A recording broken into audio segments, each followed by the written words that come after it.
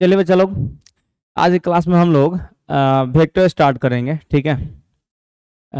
जो कि English medium twelfth मतलब सीबीएसई ट्वेल्थ, ठीक है, या बिहार बोर्ड ट्वेल्थ, उसके लिए बहुत ज़्यादा इंपॉर्टेंट है। वेक्टर और 3D मिलाकर 17 नंबर का क्वेश्चन पूछा है आप लोग के एग्जाम में। सीबीएसई में अभी 14 नंबर का आएगा। ठीक है। तो हम 2 तारीख से तो सबका प्रीवियस ईयर करेंगे लाइन से, लेकिन सबसे पहले पढ़ते हैं इसको।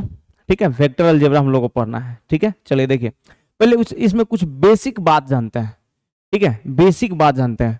ठीक है, कुछ डेफिनेशंस हैं वो समझना जरूरी है। ठीक है, तो डेफिनेशंस को समझते हैं। सबसे देखिए, वेक्टर अलजेब्रा चैप्टर का नेम है, हम लोग यहाँ पर है पहले फिजिकल क्वांटिटी क्या होता है, व्हाट इज फिजिकल क्वांटिटी। ठीक है बच्चा लोग, तो देखो हम यहाँ those quantities which can be measured are called physical quantities. यानी मेरे कहने का मतलब कि वैसा क्वांटिटी जिसको मेजर किया जा सकता है, मतलब जिसको मापा जा सकता है, कहने का मतलब ये है। ठीक है, जिसको मेजर किया जा सकता है उसको क्या बोलते हैं, फिजिकल क्वांटिटी। जैसे मास हम लोग मेजर कर सकते हैं। ठीक है, कि कितना केजी का है, ये सब तो मेजर कर सकते हैं ना। लेंथ उसका लेंथ कितना है, मतलब लंबाई कितना है। टाइम मेजर कर सकते हैं कि हाँ इतना बजे से इतना बजे तक, तो ये मेजरमेंट है कि मतलब वैसा क्वांटिटी जिसको हम लोग मेजर कर सकते हैं लाइफ में। जिस क्वांटिटी का हम लोग मेजर कर लेते हैं उसको हम लोग क्या बोलते हैं, फिजिकल क्वांटिटी बोलते हैं। ठीक है, देखिए तो वहीं लिखा हुआ है, those quantities which can be measured are called physical quantities. ठीक है, for example mass, length, time, etc, ये सबको मेजर कर सकते हैं, तो ये फिजिकल क्वांटिटी होता है। ठीक है, और बहुत सारा चीज हम लोग मेजर कर सकते हैं। ठीक है, डिस्प्लेसमेंट, डिस्टेंस, ये सब तो मेजर कर सकते हैं ना, तो ये सब फिजिकल क्वांटिटी होता है। देखिए अब होता है कि नॉन फिजिकल क्वांटिटी क्या है, ये हम लोग पढ़ लिए क्या बच्चा लोग, फिजिकल क्वांटिटी। अब आता है नॉन फिजिकल क्वांटिटी। अब क्या पढ़ना है बच्चा लोग, नॉन फिजिकल क्वांटिटी। तो नॉन फिजिकल क्वांटिटी क्या होता है, इसको समझा जाए थोड़ा कि नॉन फिजिकल क्वांटिटी किसको बोलेंगे, एक्चुअली नॉन फिजिकल क्वांटिटी किसको बोलेंगे। ठीक है, यहां पर वाला समझिए, नॉन फिजिकल क्वांटिटी। तो नॉन फिजिकल क्वांटिटी क्या होता है कि those physical quantities, those quantities यहां पर मतलब दोज क्वांटिटीज, ठीक है, those quantities which can not be measured are called non physical quantities. For example देखो, फीलिंग्स को हम लोग मेजर नहीं कर सकते हैं। किसी का फीलिंग कितना है, के कई केजी है, मेजर कर सकते हैं क्या, नहीं। लव को मेजर नहीं कर सकते हैं कि कोई किसी से कितना प्यार करता है, इसको मेजर कर सकते हैं, नहीं। मेजरमेंट उसका हो ही नहीं सकता है। ठीक है, तो those quantities which can not be measured are called non physical quantities. यानी मेरे कहने का मतलब है कि फीलिंग को हम लोग मेजर नहीं कर सकते हैं, सैडनेस को मेजर नहीं कर सकते हैं, कोई आदमी कितना दुखी है इसको मेजर नहीं कर सकते हैं। रूडनेस की कोई आदमी कितना रूड है, इसका मेजरमेंट हम लोग तो कर नहीं सकते। इसका कोई मतलब यूनिट ही नहीं है कि जिसमें हम लोग मेजर करें, तो मेजर नहीं कर सकते हैं। लव को मेजर नहीं कर सकते हैं। ठीक है, तो ये होता है नॉन फिजिकल क्वांटिटी। ठीक है, तो समझ में आ गया होगा आप लोगों को कि फिजिकल क्वांटिटी क्या होता है। तो वैसा क्वांटिटी जिसका हम लोग मतलब मेजर कर सकते हैं वो सब फिजिकल क्वांटिटी होता है, और वैसा क्वांटिटी जिसका मेजर नहीं कर सकते हैं वो होता है नॉन फिजिकल क्वांटिटी होता है। ठीक है, देखिए अब आता है, पहले सुनिएगा, फिजिकल क्वांटिटी 9th क्लास में आप लोग फिजिक्स में पढ़े हैं, हम लोग मैथ में यहाँ पढ़ रहे हैं, लेकिन हम लोग थोड़ा सा बेसिक बता दें। फिजिकल क्वांटिटी आप लोग 9th क्लास में पढ़े हैं। ठीक है, उसमें क्या था कि फिजिकल क्वांटिटी को दो पार्ट में डिवाइड किया गया था। एक था फंडामेंटल क्वांटिटीज, जिसको बेसिक क्वांटिटीज बोलते हैं, और दूसरा था आपका डिराइव्ड क्वांटिटीज। तो फंडामेंटल क्वांटिटीज क्या होता था कि वो किसी और मतलब वैसा फिजिकल क्वांटिटी जिसको किसी और टर्म में एक्सप्रेस नहीं कर सकते हैं। जैसे लेंथ को किसी और टर्म में हम लोग एक्सप्रेस कर ही नहीं सकते हैं। ठीक है, बस लेंथ है तो लेंथ, बस वो फिक्स हो गया। मास को किसी और टर्म में हम लोग एक्सप्रेस नहीं कर सकते हैं। ठीक है, मास यानी दूसरे क्वांटिटीज पर डिपेंड नहीं करता है मास। ठीक है, मास वो बस एक सिंगल क्वांटिटी है वो मास, तो उसको बोलेंगे ये फिजिकल क्वांटिटी है मास, लेकिन इसको कौन सा क्वांटिटी बोलेंगे, फंडामेंटल क्वांटिटी बोलेंगे। ठीक है, जैसे फंडामेंटल क्वांटिटी आप लोग 9th में पढ़े थे, कितना होता है फंडामेंटल क्वांटिटी, 7 होता है। 7 को फंडामेंटल क्वांटिटी होता है। कौन कौन होता है जी, 7 को फंडामेंटल क्वांटिटी आप लोग 9th क्लास में पढ़े हैं। ठीक है, तो 9th क्लास में 7 को मतलब क्वांटिटी पढ़े हैं, वो भी फंडामेंटल क्वांटिटी उसको बोला जाता है। तो फंडामेंटल क्वांटिटी में क्या क्या आता है, तो वही आता है लेंथ, मास, ठीक है, टाइम, ल्यूमिनस इंटेंसिटी, टेम्परेचर, ये सब आप लोग पढ़े हैं, करेंट, ये सब क्या होता है, ये सब होता है मतलब फंडामेंटल फिजिकल क्वांटिटी। ठीक है, जिसको हम लोग बेसिक क्वांटिटीज भी बोलते हैं। देखिए तो ये बात ध्यान में रखिएगा, फिजिकल क्वांटिटी 2 तरह के 9th क्लास में आप लोग पढ़े हैं, वो हम थोड़ा सा मतलब जानकारी के लिए बता दें। एक होता है फंडामेंटल क्वांटिटीज, एक डिराइव्ड क्वांटिटीज। तो फंडामेंटल क्वांटिटीज किसी और क्वांटिटीज पर डिपेंड नहीं करता है। ठीक है, उसको किसी और टर्म के फॉर्म में एक्सप्रेस नहीं कर सकते हैं, तो वो होता है मतलब फंडामेंटल क्वांटिटीज। जैसे मास को किसी और टर्म में एक्सप्रेस नहीं कर सकते हैं वहां पर, ठीक है, वो इंडिपेंडेंट होता है।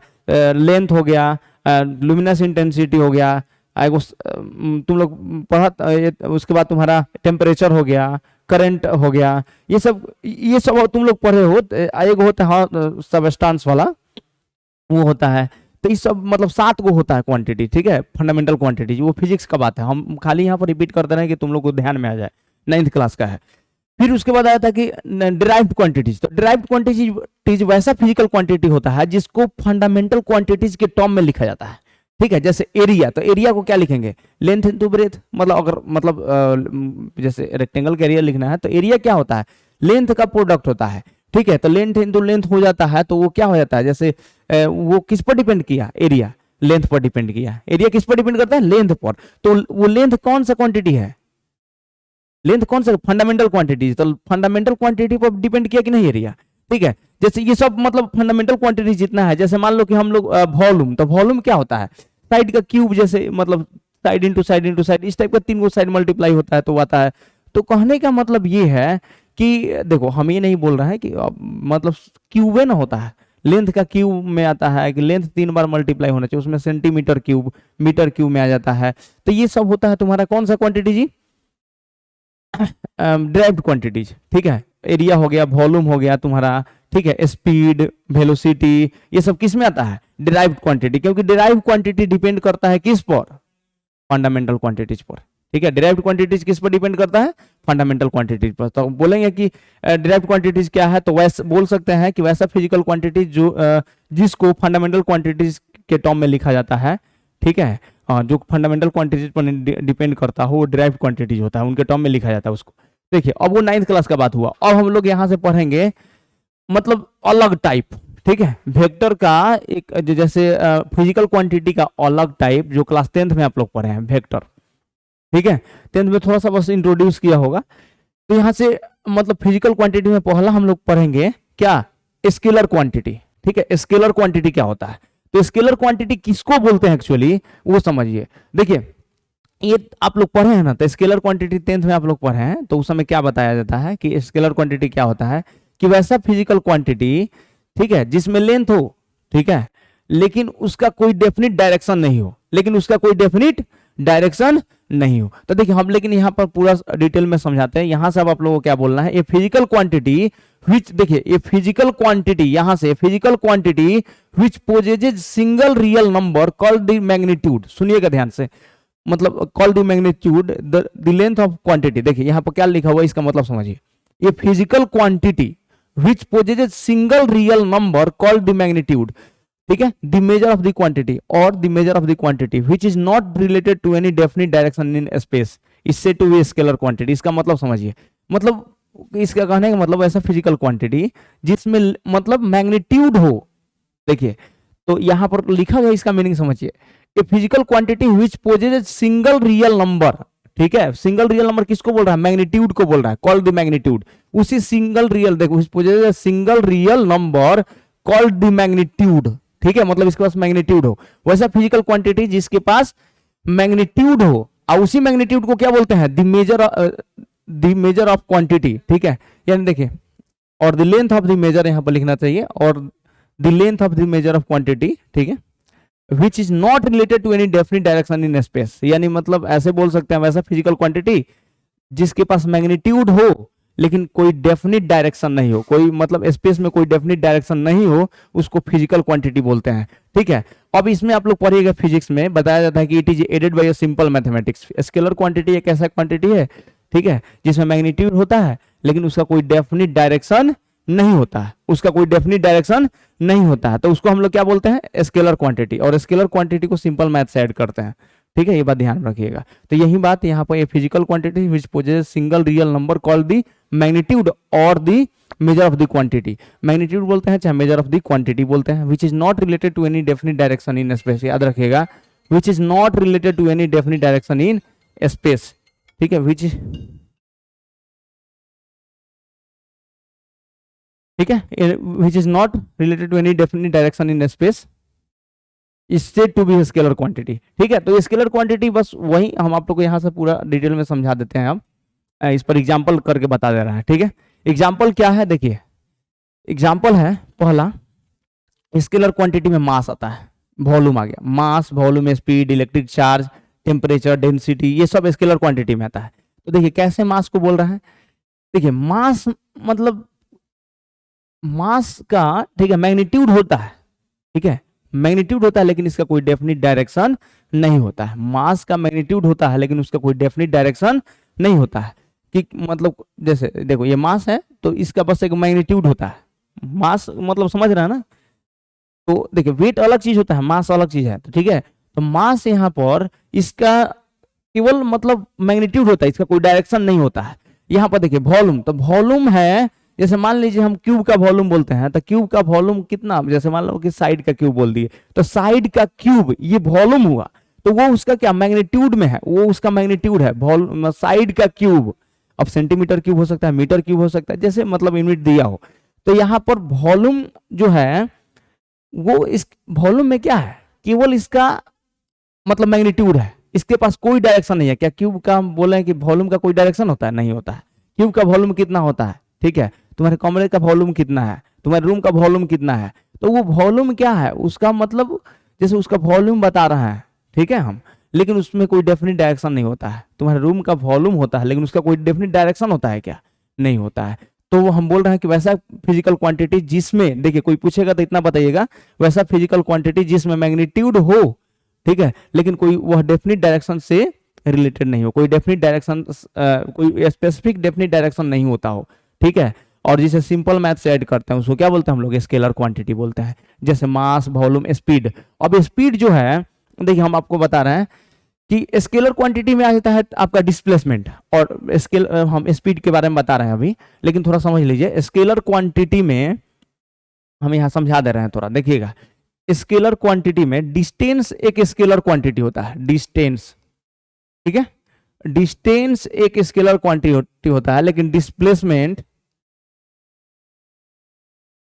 डिस्प्लेसमेंट, ठीक है, ये डिस्टेंस एक स्केलर क्वांटिटी होता है। क्यों होता है, देखिए थोड़ा समझिएगा। क्योंकि डिस्टेंस, जैसे मान लो कि कोई आदमी यहाँ ओ से ए की तरफ जा रहा है, ठीक है, फिर ए से यहाँ बी की तरफ गया, ठीक है, बी से इधर सी की तरफ गया, तो ये मान लीजिए कि हम यहाँ लिख दिए कि 10 सेंटीमीटर है, ये 5 सेंटीमीटर है, और ये लिख दीजिए कि लिख दिए मान लो कि 10 सेंटीमीटर है।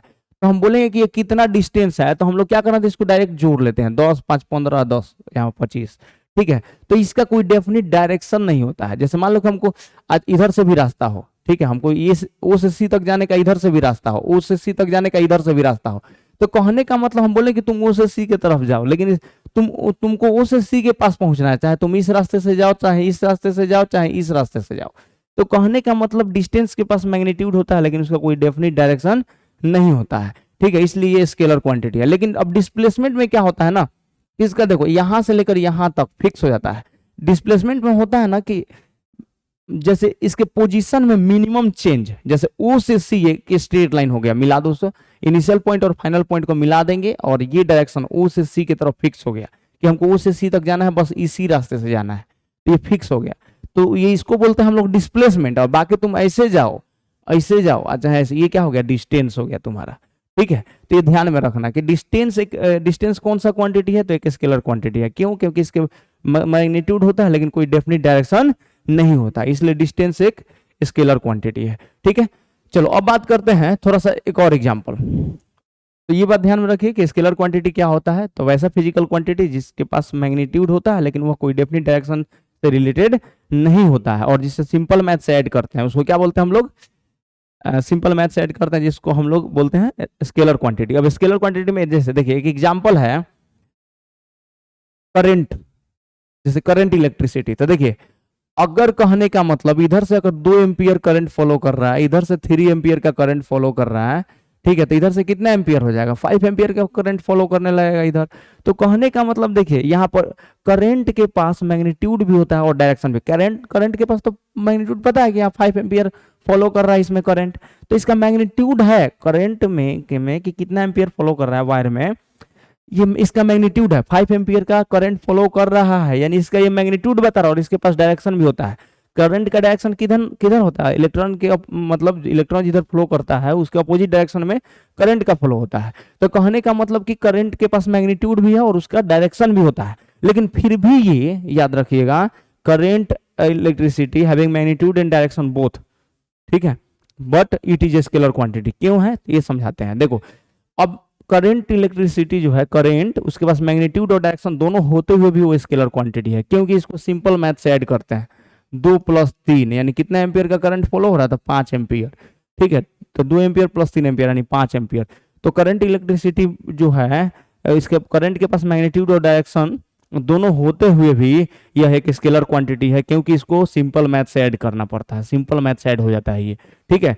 तो जिसको सिंपल मैथ से ऐड कर लेते हैं वो क्या हो जाता है, कौन सा क्वांटिटी हो जाता है, तो वो आपका स्केलर क्वांटिटी होता है, ठीक है। तो ये ध्यान में रखिएगा आप लोग कि इसका डेफिनेशन जो है स्केलर क्वांटिटी का, दो हम यहाँ बता रहे, मतलब दो तरीका से हम यहाँ बोल रहे हैं, ठीक है। एक ये कि वैसा फिजिकल क्वांटिटी जिसके पास मैग्नीट्यूड हो लेकिन वह कोई डेफिनिट डायरेक्शन से रिलेटेड नहीं हो, स्पेस में कोई डेफिनिट डायरेक्शन से रिलेटेड नहीं हो, और जिस इसमें एक दूसरा बात हम क्या बोल रहे हैं, जिसे सिंपल मैथ से ऐड किया जा सकता हो, ठीक है, जिसको सिंपल मैथ से ऐड करते हो, ठीक है। तो वो क्या होता है, स्केलर क्वांटिटी होता है।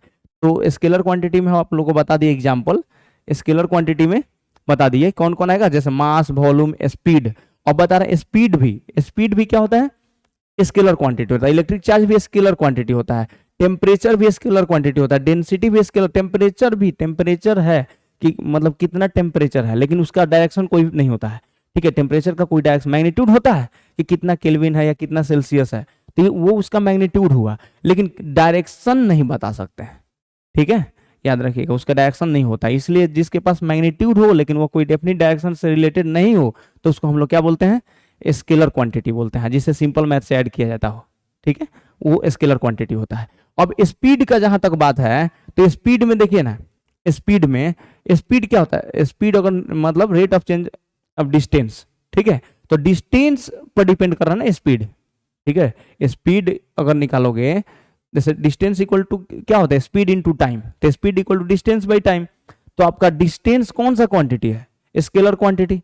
टाइम भी क्या हो गया, स्केलर। देखो टाइम के बारे में हम डिस्कस करेंगे अभी यहाँ पर। तो डिस्टेंस स्केलर क्वांटिटी है, इसलिए स्पीड भी क्या हो जाएगा, स्केलर क्वांटिटी होगा, ठीक है। ये बात ध्यान में रखिएगा, ठीक है। तो वैसे ही आप लोग यहाँ समझ लीजिए, यहाँ देखिए, तो ये बता दिए आप लोग। तो ये बस फिजिक्स का चीज है, लेकिन बस आप लोग ये ध्यान में रखिएगा, थोड़ा डेफिनेशन इसके हम लोग को मेन वेक्टर पढ़ना है, ठीक है। देखिए तो ये हम एग्जाम्पल बता दिए। अब हम लोग बात करते हैं थोड़ा सा टाइम के बारे में। टाइम एक ऐसा क्वांटिटी है ना, उसका मैग्नीट्यूड होता है लेकिन डायरेक्शन हमेशा आगे की तरफ होता है टाइम का, ठीक है। तो फिर भी ये स्केलर क्वांटिटी में आता है, ठीक है। ये स्केलर मतलब ये तुम बोल सकते हो कि हाँ एक्सेप्शन इसमें हो गया, क्या, टाइम एक स्केलर क्वांटिटी है। टाइम क्या है जी, एक स्केलर क्वांटिटी है, ठीक है। क्योंकि टाइम तो पीछे आता है कभी नहीं, आगे बढ़ते जाता है। टाइम मतलब क्या, उसका डायरेक्शन हमेशा आगे की तरफ, ठीक है। मैग्नीट्यूड होता है, डायरेक्शन होता है, लेकिन हमेशा आगे की तरफ होता है, ठीक है। लेकिन ये हम बोलते हैं मैग्नीट्यूड और डायरेक्शन है, लेकिन ये कौन सा क्वांटिटी में हम लोग लेंगे, स्केलर क्वांटिटी में लेंगे, ठीक है। ये ध्यान में रखिएगा। चलिए अब बात करते हैं वेक्टर क्वांटिटी। यहां तक तो पूरा बेसिक हम आप लोगों को बताएं, यहां तक जो भी बताए हैं वो सब क्या बताए बच्चा लोग, आप लोग को बेसिक बताए पूरा। स्केलर क्वांटिटी क्या होता है, तो वैसा फिजिकल क्वांटिटी जिसके पास मैग्नीट्यूड हो लेकिन वो कोई डेफिनिट डायरेक्शन से रिलेटेड नहीं हो स्पेस में, ठीक है। तो उसको हम लोग बोलते हैं स्केलर क्वांटिटी, और जिसे सिंपल मैथ से ऐड किया जा सकता हो, यही बोले हैं स्केलर क्वांटिटी के बारे में। अब हम लोग वेक्टर क्वांटिटी के बारे में समझते हैं। तो a physical quantity which possesses magnitude as well as direction in space. देखिएगा, मतलब ऐसा फिजिकल क्वांटिटी जिसके पास मैग्नीट्यूड हो और साथ में एक डेफिनिट डायरेक्शन से रिलेटेड हो, ठीक है। ये physical quantities which possesses magnitude as well as direction in space is said to be vector quantity. It is not added by simple mathematics. Vector quantity को सिंपल मैथ से add नहीं किया जाता है। देखिए फॉर एग्जांपल, डिस्प्लेसमेंट एक vector quantity है, velocity एक वेक्टर क्वांटिटी है, एक्सीलरेशन एक वेक्टर क्वांटिटी है, फोर्स एक वेक्टर क्वांटिटी है। तो ये ध्यान में रखिएगा, वेक्टर क्वांटिटी क्या होता है, तो वैसा फिजिकल क्वांटिटी जिसके पास मैग्नीट्यूड हो और वो एक डेफिनिट डायरेक्शन से रिलेटेड हो, और साथ में उसको मतलब सिंपल मैथ से ऐड नहीं किया जाता हो, ठीक है। तो उसको हम लोग क्या, कौन सा क्वांटिटी बोलते हैं, वेक्टर क्वांटिटी। अब देखिए डिस्प्लेसमेंट, तो डिस्प्लेसमेंट के बारे में अभी बताया है, डिस्प्लेसमेंट अभी हम आप लोग को डिस्कस किए हैं कि डिस्प्लेसमेंट क्या होता है। डिस्प्लेसमेंट तो हम बताए ना, जैसे अभी ओ से ए की तरफ गया, ए से यहाँ बी की तरफ गया, बी से सी की तरफ गया, तो ओ से सी तक हमको पहुंचना है। तो ओ से सी तक पहुंचने के लिए बस ये फिक्स हो गया। ये देखिए, ये ओ से सी, ओ इनिशियल पॉइंट हुआ और सी क्या हुआ, फाइनल पॉइंट हुआ। तो इनिशियल और फाइनल पॉइंट को मिला देते हैं और ओ से सी की तरफ इसका डायरेक्शन फिक्स हो जाता है। तो ये ओ सी इसका मैग्नीट्यूड और ये इसका डायरेक्शन था। जिसके पास मैग्नीट्यूड और डायरेक्शन दोनों होता है, ठीक है, एक डेफिनिट डायरेक्शन है इसका, तो इसको हम लोग क्या बोलते हैं, डिस्प्लेसमेंट बोलते हैं। ये डिस्प्लेसमेंट है और इसको हम लोग कौन सा क्वांटिटी बोलेंगे, तो वेक्टर क्वांटिटी बोलेंगे। तो डिस्प्लेसमेंट एक वेक्टर क्वांटिटी है क्योंकि इसके पास मैग्नीट्यूड भी है और डायरेक्शन भी है, ठीक है। अब देखिए बात करते हैं आगे। देखिए लेकिन करंट के पास मैग्नीट्यूड भी था, इसमें करंट फॉलो कर रहा है 5 एम्पियर, ठीक है, इसके पास डायरेक्शन भी है, फिर भी इसको हम लोग स्केलर क्वांटिटी में ले रहे हैं, वेक्टर क्वांटिटी में नहीं ले रहे हैं। काहे नहीं ले रहे हैं, क्योंकि इसको सिंपल मैथ से ऐड करना है कि इसमें कितना करंट फ्लो कर रहा है, तो 2 3 5, तो सिंपल मैथ हुआ, ठीक है। वेक्टर क्वांटिटी को ऐड करने के लिए वेक्टर अलजेब्रा का यूज किया जाता है, आगे सिखाएंगे। वेक्टर क्वांटिटी को ऐड करने के लिए कौन सा यूज किया जाता है जी, तो वेक्टर अलजेब्रा यूज किया जाता है, ठीक है, वो सिखाएंगे आगे। चलिए देखते हैं। तो ये हो गया वेक्टर क्वांटिटी। डिस्प्लेसमेंट। अब वेलोसिटी क्या होता है, rate of change of displacement is called velocity, rate of change of displacement, ठीक है। तो मेरे कहने का मतलब rate of change of displacement, displacement क्या है, देखिए कहने का मतलब आपका रेट, वेलोसिटी का भी एक डायरेक्शन होता है, ठीक है। वेलोसिटी के पास मैग्नीट्यूड भी होता है, डायरेक्शन भी होता है, ठीक है। तो इसलिए वेलोसिटी कौन सा क्वांटिटी है, वेलोसिटी कौन सा क्वांटिटी हो गया बच्चा लोग, तो ये जो वेलोसिटी है आपका क्वांटिटी हो गया, वेक्टर क्वांटिटी हो गया। एक्सेलरेशन रेट रेट देखो टाइम रेट, देखो यहाँ पर वेलोसिटी है, एक्सेलरेशन यहाँ पर है ना, ठीक है। तो एक्सेलरेशन भी कौन सा क्वांटिटी हो गया, वेक्टर क्वांटिटी हो गया, ठीक है। एक्सेलरेशन क्या होता है, a equal to v by t, ठीक है, rate of change of velocity, ठीक है, उसको क्या बोलते हैं हम लोग, acceleration. A equal to d we by D t नहीं बोलते हो सब, वही है, ठीक है। तो ये वेलोसिटी से एक्सेलरेशन मिल जाता है, डिस्प्लेसमेंट से वेलोसिटी है, वेलोसिटी से मतलब डिफ्रेंशिएट करते हैं, तो ये वेलोसिटी डिस्प्लेसमेंट एस है, तो D S by D T क्या होगा, वेलोसिटी। अब फिर उसको तो D S by D T velocity यानी वी हो जाएगा, तब D we by D T क्या हो जाएगा, एक्सेलरेशन, ठीक है। और ये हो जाता है फोर्स, ठीक है। तो ये ध्यान में रखिएगा, फोर्स का भी के पास भी मैग्नीट्यूड होता है, जैसे किसी ऑब्जेक्ट पर कितना फोर्स लगा रहा है वो उसका मैग्नीट्यूड है, और किस डायरेक्शन में फोर्स लगा रहा है, ठीक है, वो उसका डायरेक्शन है, ठीक है। तो जिसके पास मैग्नीट्यूड भी है, डायरेक्शन भी है, इसलिए ये क्या हो जाता है, फिजिकल। ये फिजिकल क्वांटिटी कौन सा क्वांटिटी हो जाएगा, वेक्टर क्वांटिटी। तो आप लोग देखिए क्या क्या बताए, ध्यान समझिएगा। सबसे पहले कि हम लोग को जो पढ़ना है वो बता रहे हैं, जैसे फिजिकल क्वांटिटी यहाँ दो हम ले रहे हैं, एक स्केलर क्वांटिटी, तो वैसा क्वांटिटी जिसके पास मैग्नीट्यूड हो, ठीक है, लेकिन कोई डेफिनेट डायरेक्शन नहीं हो, जिसे सिंपल मैथ से ऐड किया जाता है, उसको क्या बोलते हैं, स्केलर क्वांटिटी। वेक्टर क्वांटिटी क्या होता है, तो वैसा फिजिकल क्वांटिटी जिसके पास मैग्नीट्यूड भी हो और डायरेक्शन भी हो, ठीक है, लेकिन इसको सिंपल मैथ से ऐड नहीं किया जाता, इसको ऐड करने के लिए वेक्टर अलजेब्रा का यूज किया जाता है। तो उसको हम लोग कौन सा क्वांटिटी बोलते हैं, वेक्टर क्वांटिटी। डिस्प्लेसमेंट क्या होता है, वेक्टर क्वांटिटी होता है। वेलोसिटी क्या होता है, वेक्टर क्वांटिटी होता है। एक्सेलरेशन क्या होता है, वेक्टर क्वांटिटी होता है, ठीक है। ये बात ध्यान में रखिए। फोर्स भी क्या होता है, वेक्टर क्वांटिटी होता है, ठीक है। ये सब है एकदम सिंपल, जो बेसिक चीज है वो बता रहे हैं पहले, ठीक है। अब हम लोग आगे बढ़ते हैं। ये देखिए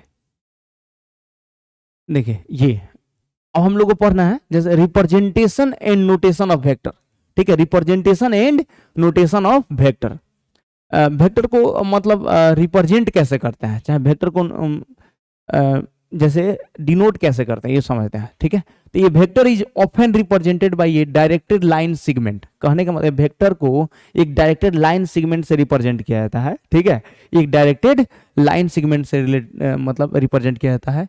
the direction of a vector is indicated by an arrow, यानी मेरे कहने का मतलब वेक्टर को एक डायरेक्टेड लाइन सेगमेंट से रिप्रेजेंट किया जाता है और उस वेक्टर के डायरेक्शन को एरो से दिखाया जाता है।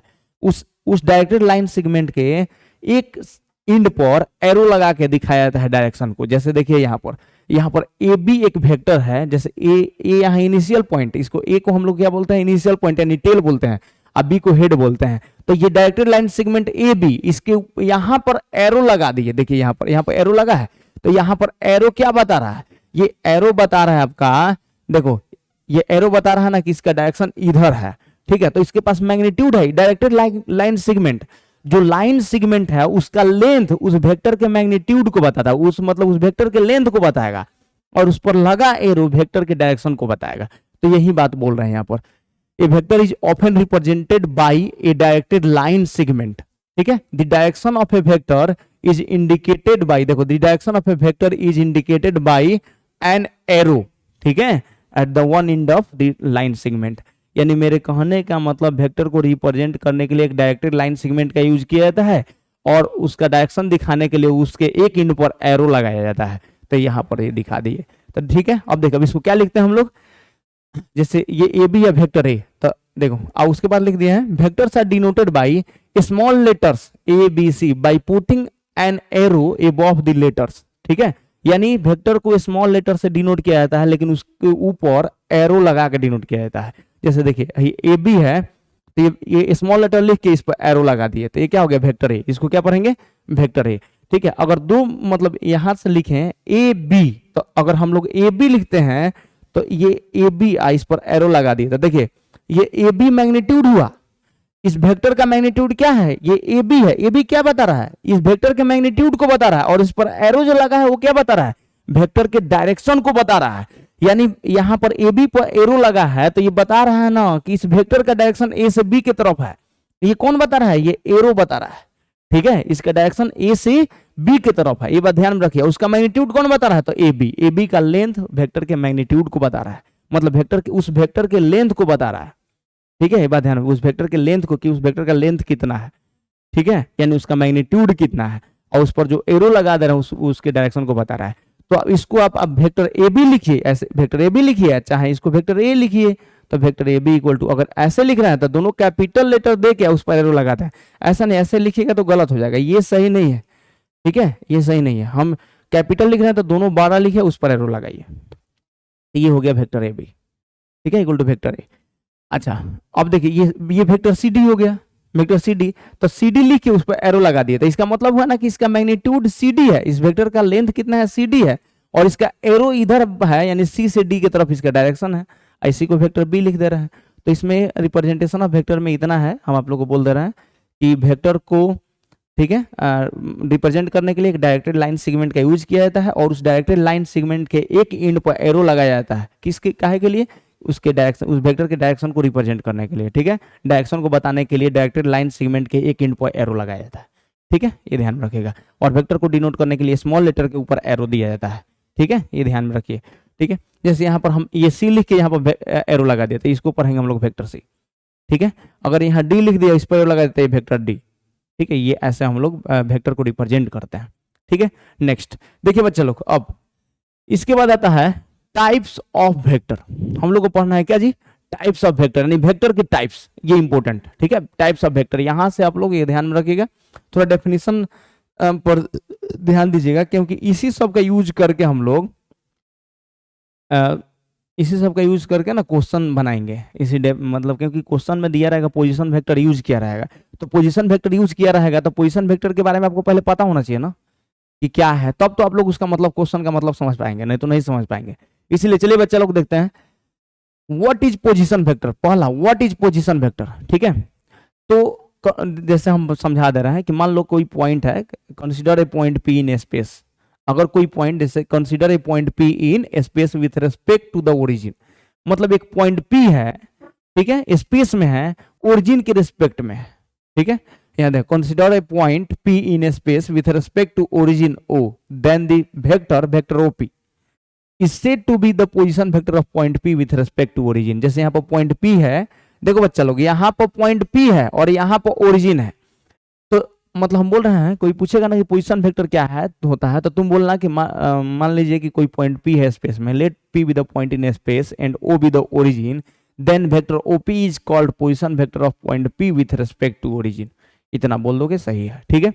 हाँ, तो यह बोलना कि late P be the point in space and O be the origin, then vector OP, then vector OP is called, ये vector OP is called position vector of point P with respect to origin। हो गया, तो यही लिखे हैं, consider a point P in space with respect to origin, then the vector OP is said to be the position vector of the point P with respect to origin। बस इतना ध्यान में रखिएगा, ठीक है, उससे ज्यादा नहीं बोलना। देखिए अब नेक्स्ट, जीरो वेक्टर या नॉल वेक्टर, दूसरा टाइप, ठीक है। जीरो वेक्टर या नॉल वेक्टर, जीरो वेक्टर बोलते हैं चाहे नॉल वेक्टर बोलते हैं, ठीक है, ये ध्यान रखें, जीरो वेक्टर बोलिए चाहे नॉल वेक्टर, उससे कोई दिक्कत नहीं है।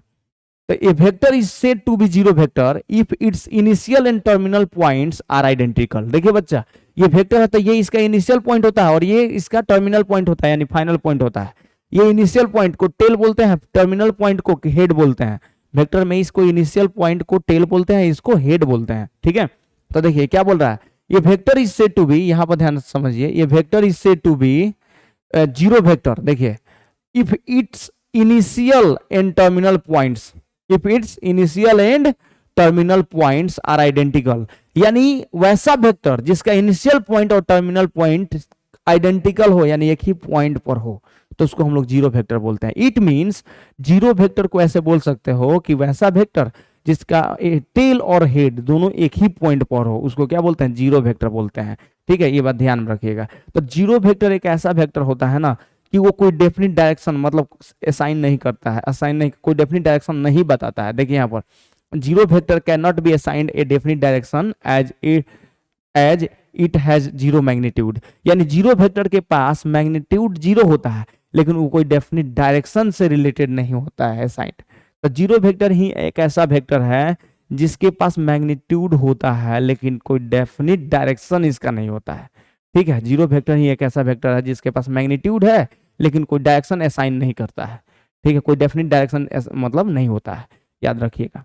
जीरो वेक्टर ही एक ऐसा वेक्टर है, ठीक है, जिसका मैग्नीट्यूड जीरो होता है लेकिन डेफिनिट डायरेक्शन नहीं, क्योंकि इसका डायरेक्शन कैसे बताएंगे, इनिशियल और फाइनल पॉइंट तो सेम हो गया, यानी इनिशियल पॉइंट और फाइनल पॉइंट सेम हो गया।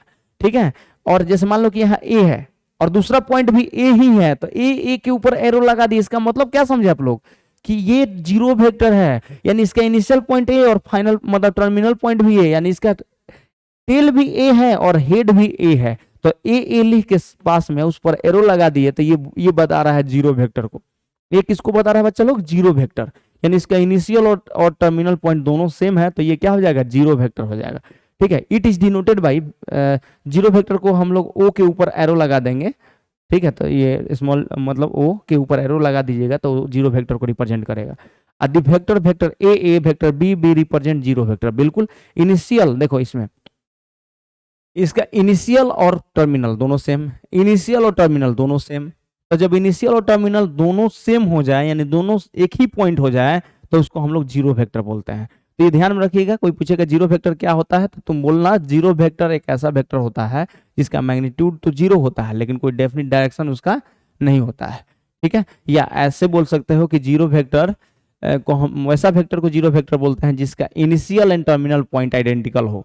ठीक है, उसको या टेल और हेड एक ही पॉइंट पर हो, तो उसको हम लोग जीरो वेक्टर बोलते हैं। ठीक है, याद रखिएगा, इसको भी हम लोग जीरो वेक्टर बोलते हैं, ऐसे भी रिप्रेजेंट करते हैं, ये ध्यान में रखिएगा। ठीक है, जैसे पी लिख दिया, इस पर एरो लगा दिया, तो ये क्या जीरो वेक्टर को बताएगा। देखिए नेक्स्ट, अब आता है लाइक एंड अनलाइक वेक्टर्स। अब क्या पढ़ना है बच्चा लोग, लाइक एंड अनलाइक वेक्टर्स। देखो, two vectors are said to be like vectors when they have same direction, यानी दो वेक्टर को लाइक वेक्टर बोलते हैं जब दोनों का डायरेक्शन सेम हो। ठीक है, दो वेक्टर को लाइक वेक्टर कब बोलेंगे, जब दोनों का डायरेक्शन सेम हो। इट मींस यहाँ वेक्टर ए का डायरेक्शन इधर है, वेक्टर बी का भी डायरेक्शन इधर ही है, तो वेक्टर ए और वेक्टर बी को हम लोग क्या बोलेंगे, लाइक वेक्टर।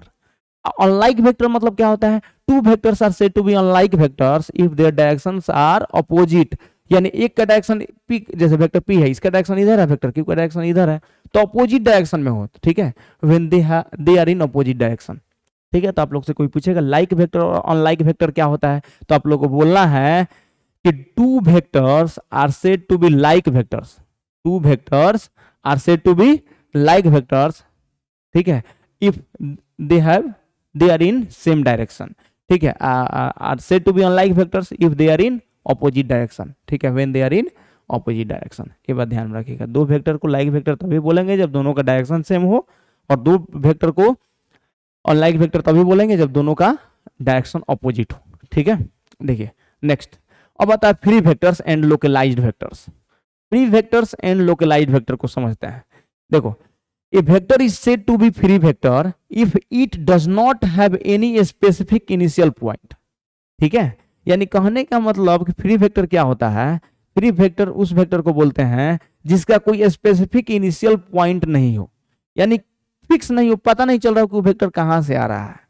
ठीक है, यानी कोई इसका स्पेसिफिक इनिशियल पॉइंट नहीं हो। ठीक है, कहने का मतलब यही है, a vector is said to be free vector if it does not have any specific initial point.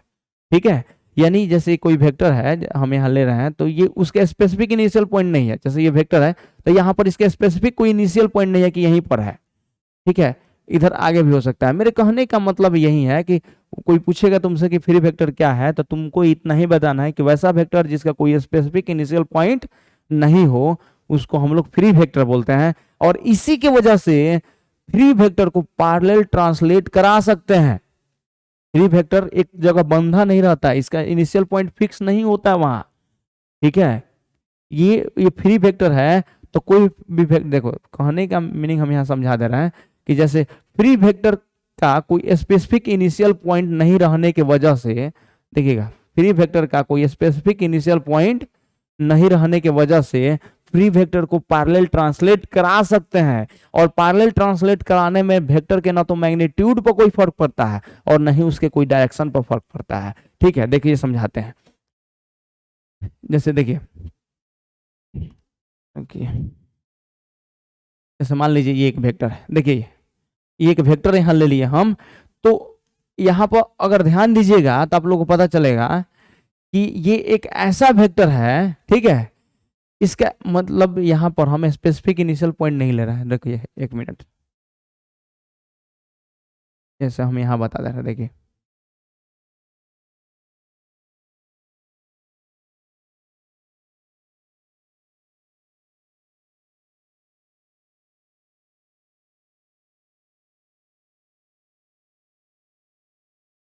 देखिए यहां पर कहने का मतलब यहां एरो लगा दी, तो ये वेक्टर है तो इसका कोई स्पेसिफिक इनिशियल पॉइंट नहीं है। जब इसका कोई स्पेसिफिक इनिशियल पॉइंट नहीं है तो इसको पैरेलल फॉर्म में ट्रांसलेट करा सकते हैं। अब कैसे पैरेलल फॉर्म में ट्रांसलेट कराएंगे, और पैरेलल फॉर्म में ट्रांसलेट करके हम बताते हैं, आप लोगों को दिखाते हैं कि पैरेलल फॉर्म में कैसे ट्रांसलेट होता है।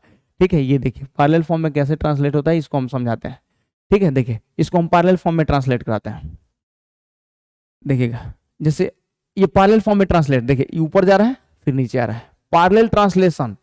पैरेलल ट्रांसलेशन यानी देखिए कहने का मतलब पहले वेक्टर यहां पर है, देखिए यहां पर है ना, तो आप लोग ये ध्यान में रखिएगा कि वेक्टर को, फ्री वेक्टर को पैरेलल फॉर्म में ट्रांसलेट करा सकते हैं क्योंकि उसका कोई स्पेसिफिक इनिशियल पॉइंट नहीं होता है, यानी ये बंधा नहीं रहता यहाँ पर बांध। अच्छा इसको बांध के रख दें यहाँ पर, तब तो ये खाली ये इधर उधर जाएगा, ये तो फिक्स हो जाएगा ना।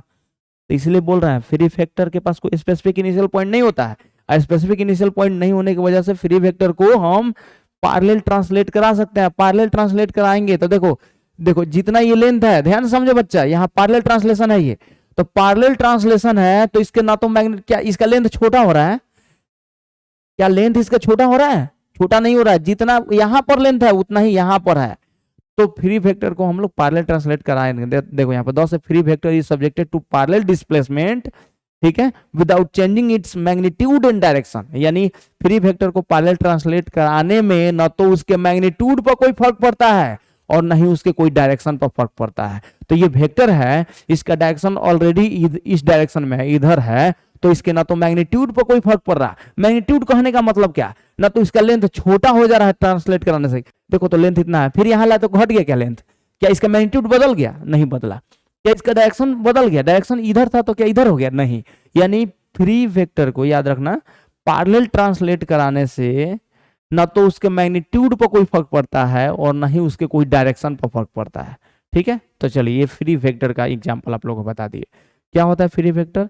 तो बस इतना बोलिएगा आप, वैसा वेक्टर, ठीक है, जिसका कोई स्पेसिफिक इनिशियल पॉइंट नहीं हो, ठीक है, जो जिसका कोई स्पेसिफिक इनिशियल पॉइंट नहीं हो उसको फ्री वेक्टर बोलते हैं। और स्पेसिफिक इनिशियल पॉइंट नहीं रहने की वजह से उसको हम लोग पैरेलल ट्रांसलेट करा सकते हैं, मतलब पैरेलल डिस्प्लेसमेंट उसका करा सकते हैं। और पैरेलल डिस्प्लेसमेंट कराने से न तो उस वेक्टर के मैग्नीट्यूड पर कोई फर्क पड़ता है और न ही उसके डायरेक्शन पर कोई फर्क पड़ता है। तो ये रहा आपका कौन, फ्री वेक्टर। अब बात करते हैं लोकलाइज्ड वेक्टर का। ये एग्जाम हम लोग पढ़ लिए, क्या ये पढ़ लिए यहां से यहां तक फ्री वेक्टर बता दिए, यहाँ ये फ्री वेक्टर का है, ठीक है, ये ध्यान रखिए। अब आता है whenever a vector is said to be localized vector if it has a specific initial point। यानी मेरे कहने का मतलब लोकलाइज्ड वेक्टर क्या होता है, तो वैसा वेक्टर जिसका एक स्पेसिफिक इनिशियल पॉइंट हो। फ्री वेक्टर में क्या था कि उसका एक स्पेसिफिक इनिशियल पॉइंट नहीं होता है, लेकिन लोकलाइज्ड वेक्टर में क्या होता है कि उसका एक मतलब स्पेसिफिक इनिशियल पॉइंट होता है, यानी इसका इनिशियल पॉइंट फिक्स होता है। ठीक है, तो उसको हम लोग क्या बोलते हैं, लोकलाइज्ड वेक्टर बोलते हैं। As for example a force acting on a rigid body is a localized vector, यानी किसी ऑब्जेक्ट पर आप फोर्स लगा रहे हैं तो वो किसका एग्जांपल है, लोकलाइज्ड वेक्टर का। जैसे सपोज कीजिए हम इसको, जैसे यही है, ये बोर्ड को हम यहाँ पकड़ ले रहे हैं, इधर खींच रहे हैं, मतलब पकड़ने वाला हो, हम यहाँ पकड़ के खींच रहे हैं। तो कहने का मतलब कि हम चाहे इसको धक्का दे रहे हैं या हम इधर खींच रहे हैं, तो इसका इनिशियल पॉइंट फिक्स है। जैसे हम इधर खींच रहे हैं तो इस बोर्ड को यहाँ पकड़ लिया हम, अब पकड़ के इधर खींच रहे हैं, तो खींचने के क्रम में क्या होगा ना कि इसका डायरेक्शन इधर है, फोर्स लगा रहे हैं हम इधर, इधर खींच रहे हैं बोर्ड को पकड़ के इधर।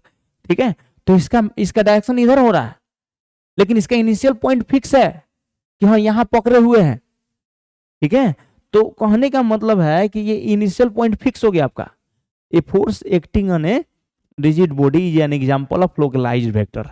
क्यों? क्योंकि जहां पर आप फोर्स एक्ट कीजिएगा, जैसे मान लीजिए हम बेंच को ही, कोई भी बेंच है यहाँ पकड़ लिए, ठीक है, उसको हम खींचते हैं। जैसे मान लीजिए यही है बोतल, ठीक है, देखिए अब यहाँ से कोई कहीं रखा हुआ है, ठीक है, हम यहाँ से खींच रहे हैं, तो इसका इनिशियल पॉइंट जैसे हम मतलब ये वेक्टर का यहाँ पर है, ठीक है, तो initial point specific initial point हो गया इसका, समझ के बात। और ये इधर फोर्स लगा रहा है तो इसका डायरेक्शन इधर, तो इस वैसा बोल रहे हैं कि लोकलाइज्ड वेक्टर क्या होता है, तो आप लोग बोलिएगा वैसा वेक्टर जिसका कोई specific initial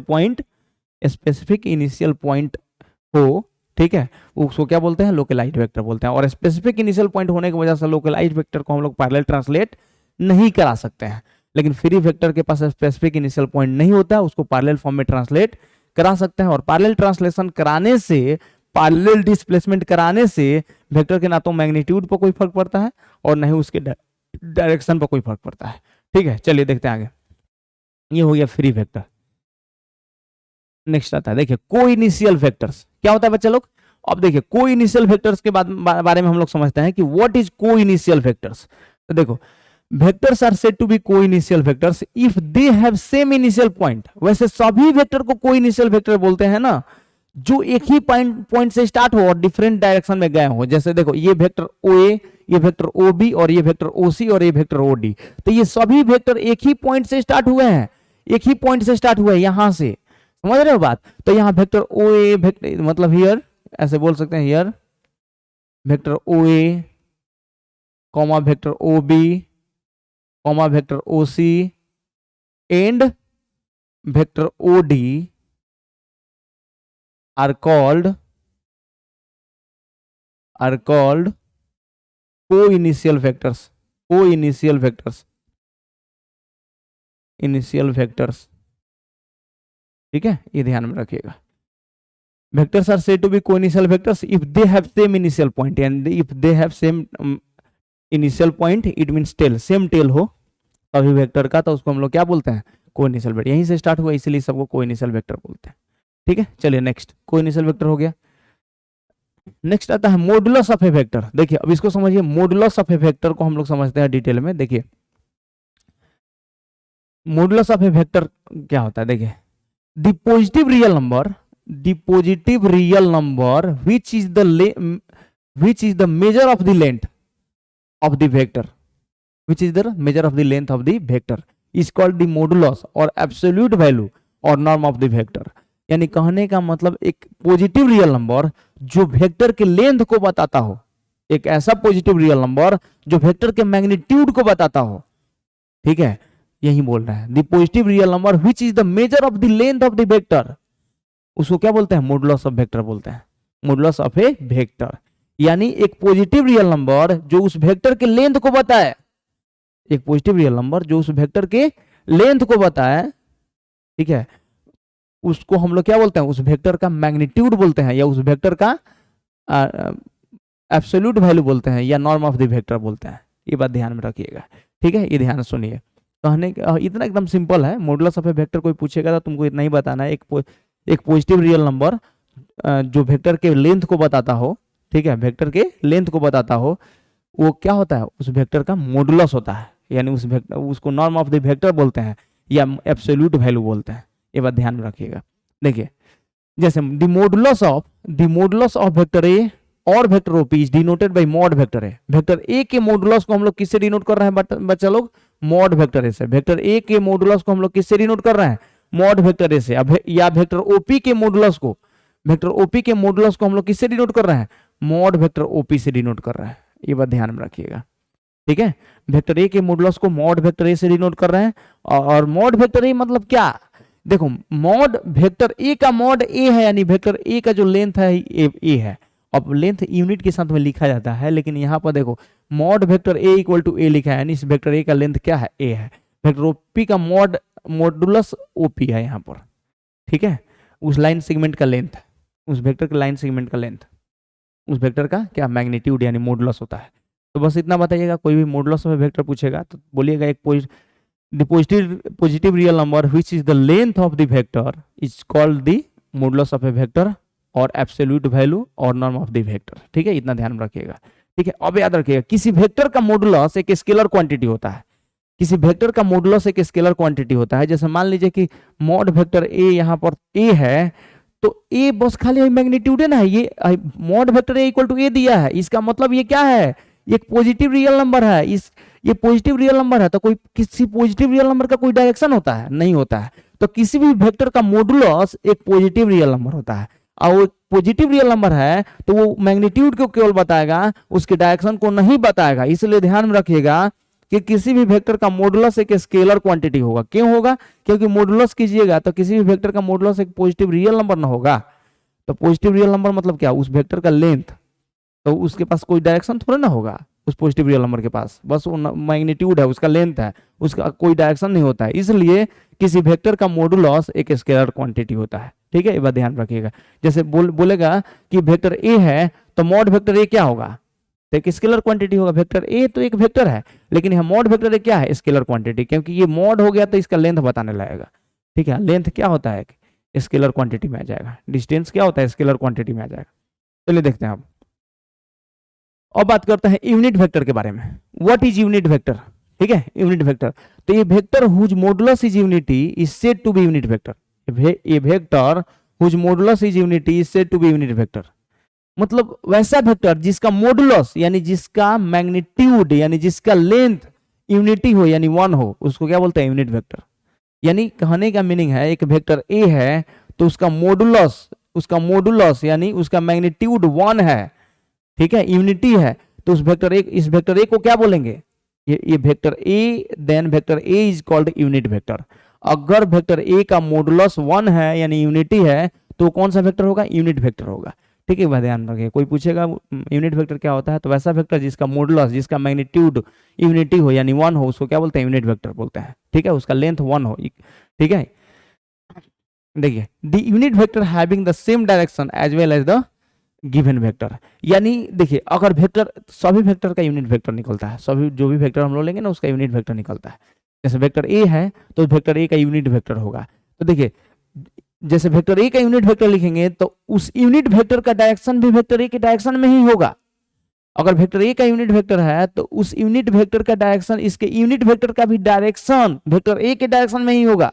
unit vector use किया था एक्चुअली डायरेक्शन दिखाने के लिए ही। तो देखिए यहाँ पर the unit vector having the same direction as well as the given vector, यानी the unit vector having the same direction as well as the given vector, यानी किसी given vector का अगर यूनिट वेक्टर आप लोग लिख रहे हैं तो उसका डायरेक्शन भी उस गिवन वेक्टर के डायरेक्शन में ही होता है। यही कहने का मतलब है। अगर कोई वेक्टर ए है तो उसके यूनिट वेक्टर का डायरेक्शन उस वेक्टर ए के डायरेक्शन में ही होगा। अगर कोई वेक्टर बी है तो उसके यूनिट वेक्टर का डायरेक्शन उस वेक्टर बी के डायरेक्शन में ही होगा। ठीक है, ये ध्यान में रखिएगा। चलिए देखिए यहाँ डिनोट करें, unit vectors are denoted by small letters with a cap on them. यानी देखिए कहने का मतलब स्मॉल लेटर लिख दिए और उस पर कैप लगा दिए तो ये बताता है यूनिट वेक्टर को। किसको बताएगा जी? Unit vector. इसको पढ़ेंगे a cap. Here a cap is the unit vector. A पर कैप लग गया यानी किसको बताएगा? ये यूनिट वेक्टर को बताएगा। Here a cap is the unit vector. यहाँ पर देखिए, अच्छा यहाँ पर लिख दिया है the unit vector of vector A is denoted by a cap. अगर बी पर कैप लगा दिए तो क्या हो गया? Unit vector b cap.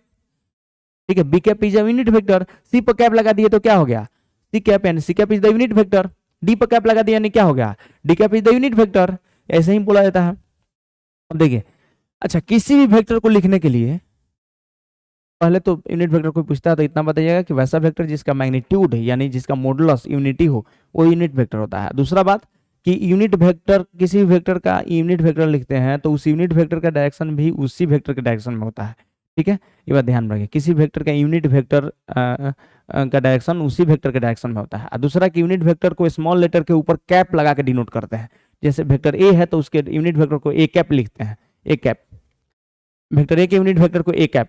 ठीक है, ये ध्यान में रखिएगा। अब देखिए, जैसे वेक्टर ए है तो वेक्टर ए के यूनिट वेक्टर को ए कैप लिखते हैं। अब थोड़ा सा यहाँ इंपॉर्टेंट पॉइंट समझिएगा, किसी भी वेक्टर को लिखने के लिए हम लोग को क्या चीज की आवश्यकता पड़ता है, समझिएगा।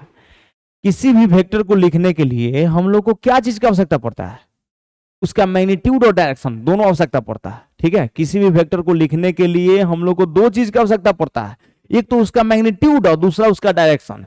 तो वेक्टर ए का मैग्नीट्यूड कौन बताता है, मॉड वेक्टर ए बताता है। वेक्टर ए का मैग्नीट्यूड कौन बताता है, मॉड वेक्टर ए। तो देखो, अगर वेक्टर ए को अगर हम लोग एक यहाँ बात समझते हैं, कहने का मतलब ये है कि अगर हम यूनिट वेक्टर को लिखें तो इस फॉर्म में भी लिख सकते हैं।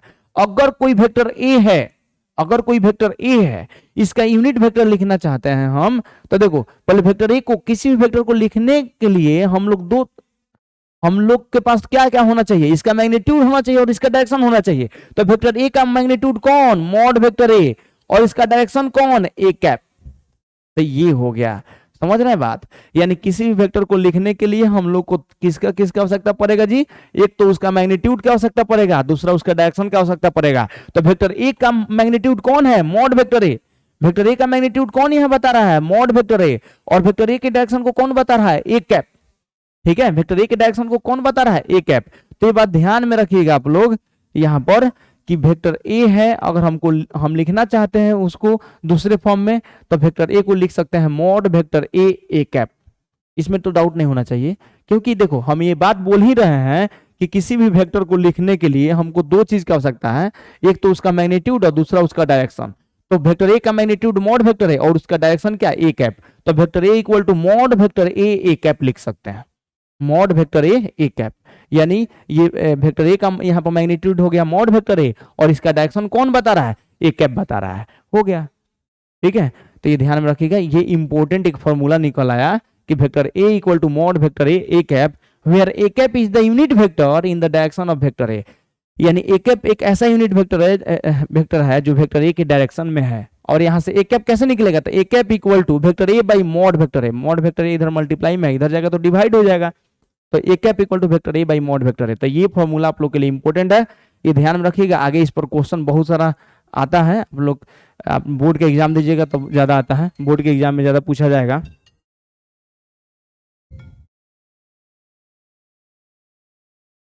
ठीक है, बोर्ड के एग्जाम में ज्यादा पूछा जाएगा, ये बात ध्यान रखिएगा। A cap equal to vector A by mod vector ए। ठीक है, ये ध्यान में रखिएगा, a cap equal to vector A by mod vector a हो जाएगा। ठीक है, ये हो गया इतना।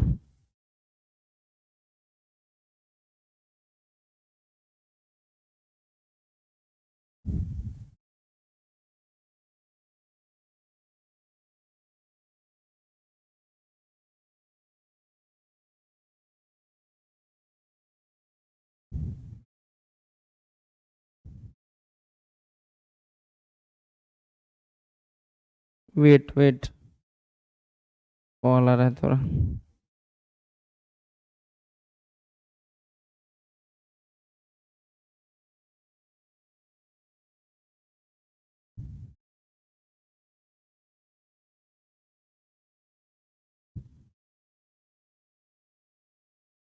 चलिए देखते हैं आगे। देखिए भाई, चलो नेक्स्ट है, तो याद रखिएगा फॉर्मूला कि यूनिट वेक्टर ए कैप क्या होता है, तो vector A by mod vector A. यानी किसी भी वेक्टर किसी भी वेक्टर में उसके मैग्नीट्यूड से डिवाइड करते हैं, उसके मॉडुलस से डिवाइड करते हैं, तो हमको यूनिट वेक्टर मिलता है। ऐसे याद रखिएगा कि vector A by mod vector A का मतलब क्या, कि वेक्टर ए में उसके मैग्नीट्यूड से डिवाइड कर रहे हैं। मॉड वेक्टर क्या है, वेक्टर ए का मैग्नीट्यूड यानी मॉडुलस है, तो किसी भी वेक्टर में उसके मॉडुलस से डिवाइड करते हैं तो क्या मिलता है हम लोग को, यूनिट वेक्टर मिलता है। ये ध्यान में रखिएगा कि किसी भी वेक्टर में उसके मैग्नीट्यूड से डिवाइड करने पर हमको यूनिट वेक्टर मिलता है। यानी ए कैप क्या होगा, तो vector A by mod vector ए।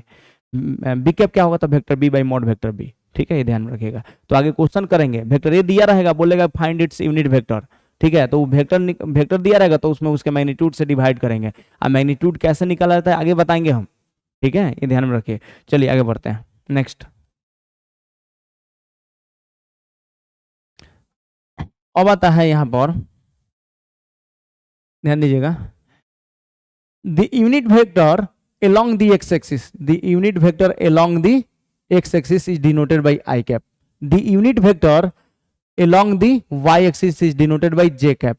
और फिर the unit vector along the z-axis is denoted by k cap. तो ये बात आप लोग ध्यान रखिएगा कि एक्स एक्सिस के डायरेक्शन में जो यूनिट वेक्टर होता है उसको आई कैप लिखते हैं, वाई एक्सिस के डायरेक्शन में जो यूनिट वेक्टर होता है उसको जे कैप से डिनोट करते हैं, और जेड एक्सिस के डायरेक्शन में जो यूनिट वेक्टर होता है उसको के कैप से डिनोट करते हैं। ये सब ध्यान में रखिएगा आप लोग कि एक्स एक्सिस के डायरेक्शन में जो यूनिट वेक्टर होता है उसको किससे डिनोट करते हैं, आई कैप। यानी एक्स एक्सिस के डायरेक्शन में जो यूनिट वेक्टर होता है उसको आई कैप बोलते हैं, वाई एक्सिस के डायरेक्शन में जो यूनिट वेक्टर होता है उसको जे कैप बोलते हैं, और जेड एक्सिस के डायरेक्शन में जो यूनिट वेक्टर उसको के कैप। ठीक है, ये ध्यान में रखिएगा। देखिए यूज करेंगे आगे कि एक्स एक्सिस के डायरेक्शन में यूनिट वेक्टर हम लोग आई कैप लेंगे, वाई एक्सिस के डायरेक्शन में जे कैप, और जेड एक्सिस के डायरेक्शन में के कैप लेंगे। देखिए अब आता है इक्वल वेक्टर्स। ठीक है, तो इक्वल वेक्टर के बारे में समझा जाए, थोड़ा ध्यान दीजिएगा, दिक्कत होगा तो बोलिएगा।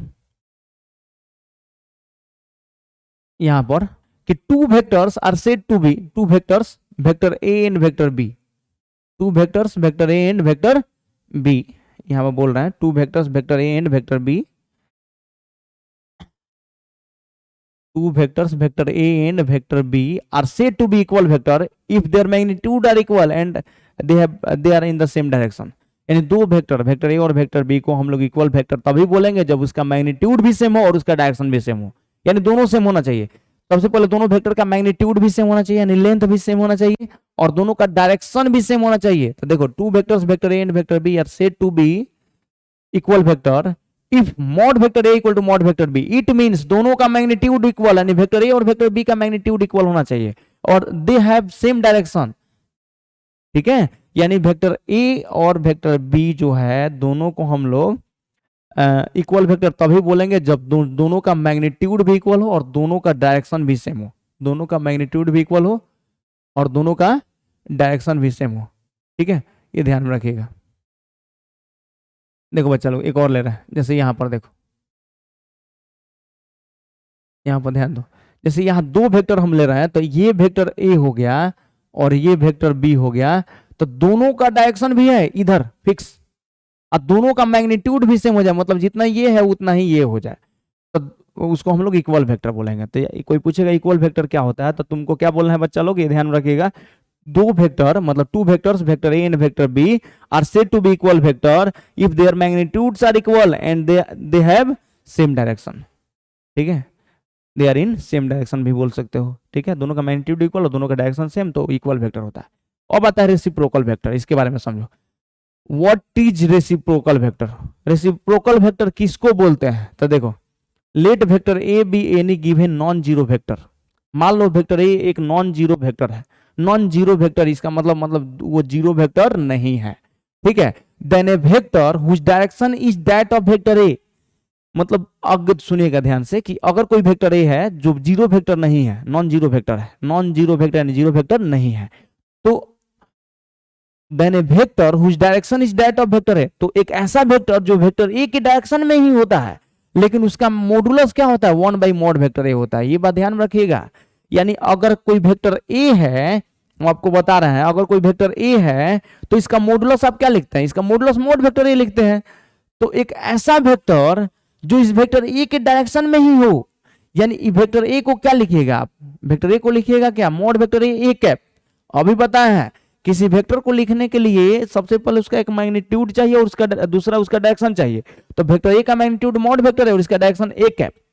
ठीक है, तो ये होता है आपका किसी वेक्टर को लिखने का तरीका। अभी यूनिट वेक्टर में बताया है vector A equal to mod vector A cap, लेकिन रेसिप्रोकल वेक्टर में क्या होता है कि अगर वेक्टर ए कोई नॉन जीरो वेक्टर है तो एक ऐसा वेक्टर जो वेक्टर ए के डायरेक्शन में ही हो, यानी एक ऐसा वेक्टर रेसिप्रोकल वेक्टर ए के रेसिप्रोकल वेक्टर को हम लोग लिखते हैं vector A inverse, vector A inverse.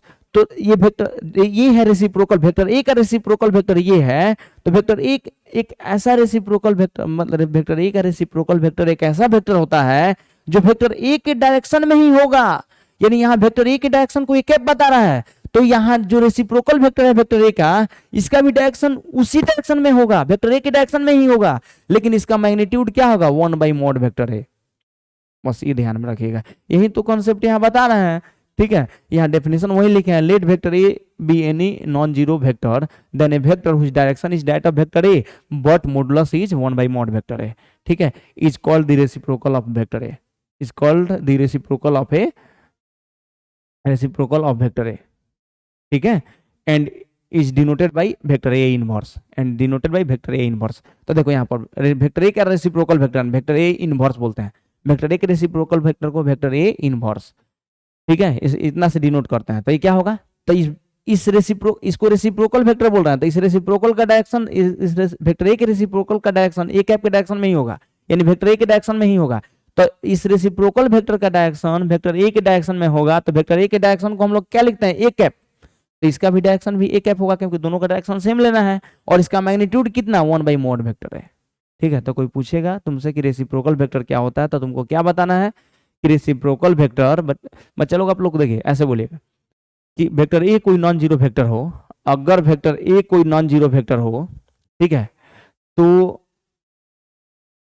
ऐसे बोल सकते हैं कि एक वेक्टर ए के डायरेक्शन में एक ऐसा वेक्टर, वेक्टर ए के डायरेक्शन में एक ऐसा वेक्टर जिसका मॉडुलस 1/mod वेक्टर है, 1/mod वेक्टर हो, तो उसको हम लोग क्या बोलते हैं बच्चा लोग, उसको बोलते हैं हम लोग रेसिप्रोकल वेक्टर। ठीक है, तो यहाँ पर वही बोल रहे हैं। ठीक है, वेक्टर ए का reciprocal vector vector A inverse, इसका डायरेक्शन वेक्टर ए के डायरेक्शन में ही है, तो इसलिए ए कैप डिनोट कर रहे हैं, लेकिन इसका मैग्नीट्यूड 1/mod वेक्टर ए है। ठीक है, तो ये ध्यान रखिए। ठीक है, इतना सिंपल बोलना है तो बोलिएगा कि वेक्टर ए के डायरेक्शन में ही एक ऐसा वेक्टर जिसका मॉडुलस 1/mod वेक्टर ए हो, वेक्टर ए का रेसिप्रोकल वेक्टर होता है। ठीक है, बस खाली क्या है यहाँ डिफरेंस क्या है, यहाँ वेक्टर ए है तो इसका मॉडुलस क्या है, mod वेक्टर ए है, यहाँ वेक्टर ए का इनवर्स हुआ है, यानी इसका क्या, इसका रेसिप्रोकल हुआ, तो इसका मॉडुलस क्या हो गया, 1/mod वेक्टर ए हो गया। ये तो दोनों सेम ही रहा, खाली यही यहाँ mod वेक्टर ए है, 1/mod वेक्टर ए हो गया, तो इसको वेक्टर ए का रेसिप्रोकल वेक्टर बोलते हैं। अब इसकी को देखो, यहाँ 1/mod वेक्टर ए और ए कैप का फॉर्मूला क्या होता है, अभी बताते हैं। ए कैप का होता है vector A by mod vector A, अभी बताया है इसमें यूनिट वेक्टर में कि ए कैप को क्या लिखते हैं बच्चा लोग, यहाँ से ए कैप को क्या लिखेगा, vector A by mod vector A, तो यहाँ ए कैप के जगह पर क्या लिखेगा, vector A by mod vector A, तो यहाँ vector A by mod vector A into mod vector A का होल स्क्वायर, यानी रेसिप्रोकल वेक्टर निकालना है, किसी भी वेक्टर का अगर रेसिप्रोकल वेक्टर निकालना है तो उस वेक्टर में उसके मैग्नीट्यूड के होल स्क्वायर से डिवाइड करते हैं, तब जाकर रेसिप्रोकल वेक्टर निकलता है। ये बात ध्यान में रखिएगा। ठीक है, रेसिप्रोकल वेक्टर क्या होता है, तो अगर कोई वेक्टर ए है तो उस वेक्टर ए में अगर उसी वेक्टर के मैग्नीट्यूड के स्क्वायर से डिवाइड कर देते हैं तो हम लोग को क्या निकलता है, रेसिप्रोकल वेक्टर निकलता है। देखिए अब यहाँ पर है next negative of a vector. ये क्या है बच्चा लोग, negative of a vector. Negative of a vector क्या होता है, देखिए किसी भी वेक्टर का निगेटिव होना, इसका मतलब क्या है, इसे क्या समझते हैं आप, अगर कोई वेक्टर ए है, अगर यहाँ कोई वेक्टर ए ले रहे हैं, इसका मतलब ये अगर ये वेक्टर ए है तो माइनस वेक्टर ए कर दे रहे हैं, तो मतलब क्या कि वेक्टर ए का निगेटिव वेक्टर ए हो गया। तो देखो निगेटिव ऑफ ए वेक्टर में होता है कि किसी भी वेक्टर के आगे माइनस लगने का मतलब, यानी निगेटिव होने का मतलब क्या होता है, तो उसके मैग्नीट्यूड पर कोई फर्क नहीं पड़ना, उसके डायरेक्शन चेंज हो जाता है खाली। ठीक है, जैसे बता रहा है, the negative of a vector is defined as the vector having the same magnitude but opposite direction. यानी कहने का मतलब वेक्टर ए है, अगर इसका डायरेक्शन इधर है तो माइनस वेक्टर ए का डायरेक्शन अपोजिट हो जाएगा, यानी मैग्नीट्यूड तो वही रहेगा। कहने का मतलब यही है कि उस वेक्टर का मैग्नीट्यूड सेम रहेगा लेकिन डायरेक्शन रिवर्स हो जाएगा, अपोजिट हो जाएगा, कहने का मीनिंग है। ठीक है, तो ये ध्यान रखना, किसी भी वेक्टर के आगे निगेटिव लगने का मीनिंग होता है कि उस वेक्टर का मैग्नीट्यूड पर कोई फर्क नहीं पड़ता है। ठीक है, बस उसका डायरेक्शन अपोजिट हो जाता है, ये बात ध्यान में रखिए आप। ठीक है, ये क्लियर हो जाइए कि अगर वेक्टर ए है, ठीक है, उसका डायरेक्शन अगर मान लो कि यहाँ ओ से ए की तरफ है, तो अगर हम वेक्टर ए के आगे माइनस लगा दिए तो इसका मीनिंग क्या हुआ कि इसका डायरेक्शन ए से ओ की तरफ हो गया। माइनस वेक्टर ए का मतलब क्या, इसका डायरेक्शन ए से ओ की तरफ हो गया। ठीक है, यही इसका मीनिंग होता है। देखिए जैसे यहाँ एग्जाम्पल बता रहे हैं, यहाँ vector O A equal to vector A है, तो वेक्टर ओ ए लिख रहे हैं, ध्यान से समझ लीजिए एक बार, हम यहाँ बता दे रहे हैं कि वेक्टर ओ ए को हम वेक्टर ए लिख रहे हैं। वेक्टर ओ ए को क्या लिख रहे हैं बच्चा लोग? Vector A. इट मीन्स यहाँ वेक्टर ओ ए का डायरेक्शन क्या है? वेक्टर ओ ए का मैग्नीट्यूड ओ ए है, लेकिन इसका डायरेक्शन ओ से ए की तरफ है, ठीक है। और यहाँ ये वेक्टर ए है। अगर हम ए ओ वेक्टर लिख दें, इसका मतलब क्या हुआ कि यहाँ वेक्टर ए ओ है, उसका मैग्नीट्यूड तो ओ ए ही है, लेकिन इसका डायरेक्शन क्या अपोजिट हो गया? ए से ओ की तरफ हो गया इसका डायरेक्शन। इसका डायरेक्शन कहां से कहां तक हो गया जी? ए से ओ की तरफ हो गया। यहाँ ए ओ लिखने का मतलब इसका डायरेक्शन ओ से ए की तरफ नहीं रहा, अब इसका डायरेक्शन ए से ओ की तरफ हो गया। इसी को हम लोग लिख सकते हैं minus vector A.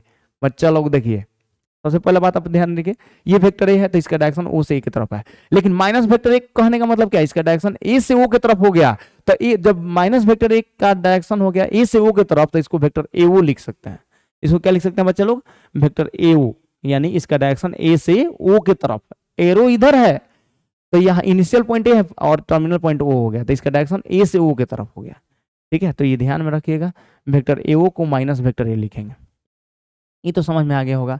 Vector O ए को ए लिखते हैं तो ए ओ को माइनस ए लिखेंगे, क्योंकि वेक्टर ए का डायरेक्शन ओ से ए की तरफ, माइनस वेक्टर ए का ए से ओ की तरफ हो जाएगा, हो गया, ठीक है। ये ध्यान में रखिएगा, ठीक है। आगे हम लोग यूज करेंगे, तो आप इसमें क्या आप लोग को पूछा जाएगा, इसका यूज किया जाएगा क्वेश्चन में, एनसीईआरटी क्वेश्चन में आप लोग एक क्वेश्चन दिया होगा, उसमें हम यूज करेंगे आगे, ठीक है। कि यहाँ पर वेक्टर जैसे ओ ए है तो वेक्टर ए लिखे हैं, तो ए ओ को माइनस वेक्टर ए लिख रहे हैं, यही सब यूज होगा क्वेश्चन बनाने में।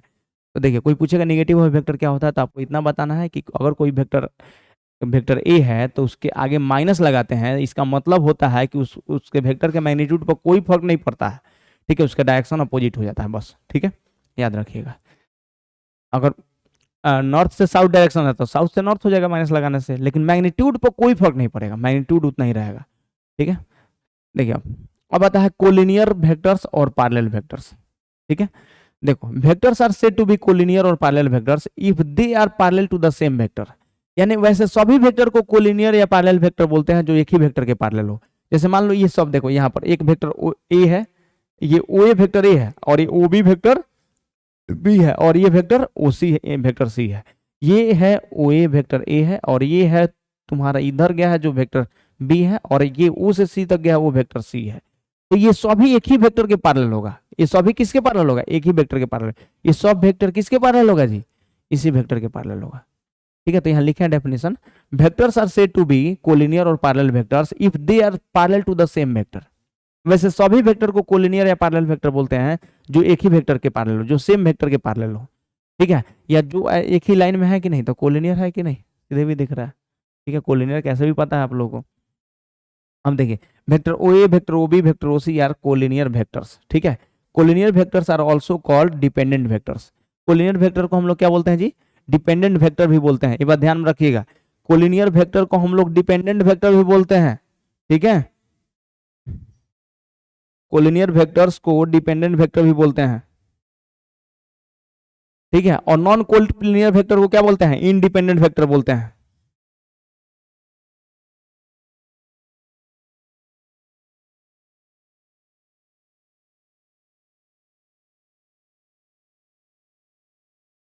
ठीक है, याद रखिएगा। तो आप लोग से कोई पूछे कि कोलिनियर वेक्टर क्या होता है, तो आप लोग क्या बताइएगा कि वैसे सभी वेक्टर को कोलिनियर या पैरेलल वेक्टर बोलेंगे जो सेम वेक्टर के पैरेलल हो, जो एक ही वेक्टर के पैरेलल हो। तो ये सभी वेक्टर इसी वेक्टर के पैरेलल है, तो अब सेम वेक्टर के पैरेलल होगा तो उसको हम लोग कोलिनियर वेक्टर बोलेंगे या पैरेलल वेक्टर बोलेंगे। जैसे vector O A, vector O B और वेक्टर ओ सी कोलिनियर वेक्टर है यहाँ पर, ठीक है। अब देखिए, और कोलिनियर वेक्टर को डिपेंडेंट वेक्टर भी बोलते हैं, ये ध्यान में रखिएगा, क्वेश्चन में आएगा, ठीक है। और देखिए, when two vectors acting in different direction are non-collinear vectors। जैसे देखो, एक वेक्टर इधर गया तो एक वेक्टर इधर गया, तो ये क्या होता है? ये वेक्टर ओ ए और ये वेक्टर ओ बी, तो वेक्टर ओ ए और वेक्टर ओ बी क्या हुआ? नॉन कोलिनियर हुआ, क्योंकि ये एक ही वेक्टर के पैरेलल हो ही नहीं सकता है। एक का डायरेक्शन इधर है, एक का इधर है, तो एक ही वेक्टर के पैरेलल कहाँ से होगा? इसलिए दोनों नॉन कोलिनियर वेक्टर होता है। और this vectors are also called independent vectors, ठीक है। नॉन कोलिनियर वेक्टर को हम लोग इंडिपेंडेंट वेक्टर भी बोलते हैं, ठीक है। तो ये ध्यान में रखिएगा, इतना हो गया। हाँ, तो इसमें डाउट नहीं होना चाहिए कि डेफिनेशन में कि वैसे सभी वेक्टर को कोलिनियर वेक्टर बोलेंगे जो एक ही वेक्टर के पैरेलल हो, ठीक है। देखिए, कोलिनियर वेक्टर को डिपेंडेंट वेक्टर बोल रहे हैं और नॉन कोलिनियर वेक्टर को इंडिपेंडेंट वेक्टर बोल रहे हैं। देखिए अब आता है कोप्लेनर वेक्टर्स। ठीक है, तो कोप्लेनर वेक्टर मतलब क्या, vectors are said to be coplanar vectors, यहाँ पर vectors are said to be coplanar vectors if these vectors are parallel to the same plane. अगर वैसे सभी वेक्टर को देखो, ऐसे सभी वेक्टर को हम बोल रहे हैं कोप्लेनर वेक्टर जो एक ही वेक्टर के पैरेलल हो, जो एक ही वेक्टर के पैरेलल हो। ठीक है, जो एक ही वेक्टर के पैरेलल नहीं होगा उसको क्या बोलेंगे, नॉन कोप्लेनर बोलेंगे। कहने का मतलब ये है, जैसे एग्जांपल हम बता दे रहे हैं, देखिए पेन उसमें दो,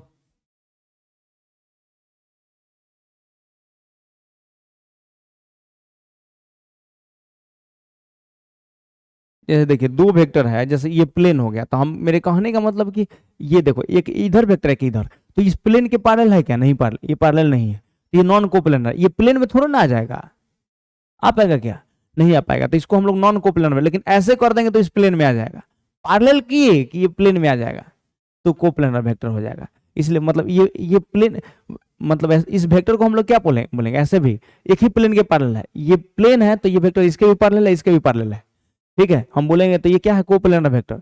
vectors are said to be coplanar if these vectors are parallel to the same plane, यानी एक ही प्लेन के पैरेलल हो, तो यहाँ पर भी रखना है तो पैरेलल होगा, इसमें आ जाएगा। लेकिन जैसे ही एक इधर कर रहे हैं एक ऐसे कर रहे हैं तो अभी नहीं करेगा, इसमें इस प्लेन में कैसे आएगा, पैरेलल होगा ही नहीं इस प्लेन के, तो ये नॉन कोप्लेनर वेक्टर हो जाएगा। ठीक है, तो देखिए बच्चा लोग आज के क्लास में हम लोग क्या समझे, कोप्लेनर वेक्टर तक केवल डेफिनेशन हम लोग किए हैं। ठीक है, पूरा बेसिक डेफिनेशंस जो है वो सब बता दिए आप लोगों को, बेसिक डेफिनेशंस क्या होता है इसमें, फ्री वेक्टर क्या होता है, लोकलाइज्ड वेक्टर क्या होता है। ठीक है, इस सब के बारे में डिटेल में हम बता दिए कि शुरू से यहाँ पर बताया आप लोगों को, फिजिकल क्वांटिटी से लेकर ये सब बता दिए। ठीक है, अब नेक्स्ट क्लास में हम लोग एडिशन ऑफ वेक्टर पढ़ेंगे। ठीक है, इसके बाद हम लोग को पढ़ना है, देखिए इसके बाद हम लोग को इस मतलब जैसे एडिशन ऑफ वेक्टर हो गया, उसके बाद सब्ट्रैक्शन पढ़ेंगे समझेंगे। ठीक है, फिर उसके बाद आपका कोलिनियर वेक्टर पर क्वेश्चन करेंगे। ठीक है, इस सब पर क्वेश्चन करेंगे, कोप्लेनर वेक्टर पर क्वेश्चन करेंगे, तो अब जाके आपका आएगा प्रोडक्ट ऑफ टू वेक्टर्स। ठीक है, तो प्रोडक्ट ऑफ टू वेक्टर्स में आपका पहले डॉट प्रोडक्ट, उसके बाद क्रॉस प्रोडक्ट, फिर क्रॉस प्रोडक्ट के बाद आपका आगे हम लोग पढ़ेंगे स्केलर ट्रिपल प्रोडक्ट। ठीक है, वेक्टर ट्रिपल प्रोडक्ट के बारे में समझाएंगे। ठीक है, वो आगे क्लास में, आज की क्लास में इतना ही। ठीक है, नेक्स्ट क्लास में मिलते हैं।